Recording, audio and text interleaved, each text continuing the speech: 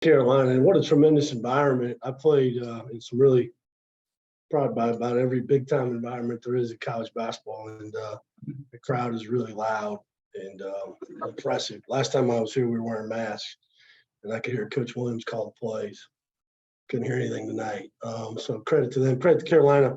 I thought, we had it going our way. Obviously, going to halftime, the league's really happy about that. Thought the first 5 minutes were going to be really important. We came out and we made shots and we didn't stop them, and they made shots. And so both teams just kind of, for the first probably 10 minutes, was more just everybody making shots, nobody really getting stops.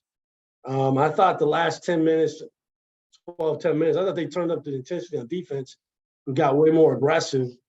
And I thought that rattled us. I thought we caved to the pressure of their intensity on defense. We unforced turnovers. We only had 8 at halftime. We were in good shape, and I thought we had 4 atomic bombs in the second half. Last 8 minutes, we just turned around and went down and dunked it. Can't do that.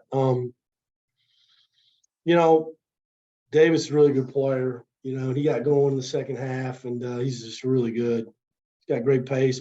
Some of that was we did a poor job pick and roll coverage on that. Our bigs didn't have their head on the ball. And, Mondo's a handful. We tried to play him one-on-one. We tried to play him. We double-teamed him, monstered him. And then when we did get stops, they got a couple really big offensive rebounds. We just couldn't get the ball. And so those things are all just kind of all add up. And, it's a tough loss because it was there for the taking. But to win on the road, you can't turn it over, and you got to get stops. And we didn't do that. Questions? Team defensively in the first half, it seemed like everything was kind of GGTT. Yeah, playing your kind of game. We were. Get away from you in the second half. A little bit, I have to go back and watch it. I thought early on, they came out, kind of ran the same thing over and over. Nothing really different. We just didn't defend it like we did in the first half at the point of, at the pick and roll where, he started turning the corner. He wasn't doing that in the first half, and our bigs did a poor job. Their job is to keep their head on the ball until he gives it up. And they, credit to him, he played aggressive, and then they kind of got going, you knew they were going to go to Mondo, and they did. And he made a couple shots. I was like, shake his hand. We did a pretty good job guarding him when he made them. But the 3 times that he missed, we didn't get the ball. And so that's a killer, I thought they were the last 10 minutes when it was game time. I thought they turned it up defensively, and we didn't. Given how central live ball turnovers were, how much of a missed opportunity do you felt today was for your group? It's anytime you go on the road, it's hard. Especially a place like this, and they're tough here. And credit to them. Everybody talks about their record. Look where they've been. They haven't been at home very much. They haven't lost here. And so they're going to be really hard to beat here. But yeah, we had anytime you're hitting this building and it's a 1-point game, under 10, 7, whatever it was, we had a great chance to win the game. We just didn't do it. And it's a blown opportunity for us, but you can't say that. It's a credit to Carolina too. They buckled down and played the way they needed to play to win. How you would describe DeMauri's night, where it's almost like an experience, the types of shots he hits, but then other points where defensively he doesn't get down from one play. Yeah, I don't know. I'm have to, I think again, he made some big shots. We need him to. He had 4 turnovers. Again, trying to do things that he can't do. And it's not just him; it's all of them.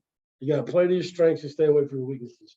The other part of getting sped up is when we played on balance in the second half. What happened when we got inside their defense? Played off 2 feet, shot fake, pass fake, and we got what? Got easy shots, layups at the rim because they were out pressuring. But they sped us up, and then we try to do things we can't do. I thought him and Cameron played sped up a lot the whole night, tie 2, and so it's not for lack of playing hard. It's not for lack of trying hard, but you can't let the pressure affect your pace on offense. And so, he's got a ways to go, but he had 17 points and 7 rebounds. And if not for that, we wouldn't have been in the game.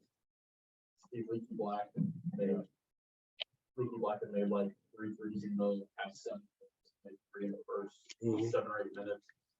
He made a couple that Yeah, credit to him. But we play him as a driver. And even when he made those, because what happened is a couple of times, then we started flying out there and he's driving around us. One time we just didn't cover him, in the first half, got screwed up in our coverage. So, but Leakey's improved a lot offensively since I've been in the league. This is my third year. And so credit to him. And he's a good player. Anything else for Coach? Andrew going in the second half. I think he was scoreless. I think he got some easier baskets. He started cutting. Wasn't, again, physicality, gets pushed off his spot. I thought he got, a tip dunk. He got around the basket. You see it go in, you start feeling better about yourself, right? And then I thought that he, then a couple of those threes went in. I don't know what he had. He had 16, almost a double-double. And so, I think that's probably a lot of it. But I think it's the cutting. Thought we did some standing, and we got inside their defense, but, you got to make the right play. Anything else? All right. Thanks, guys.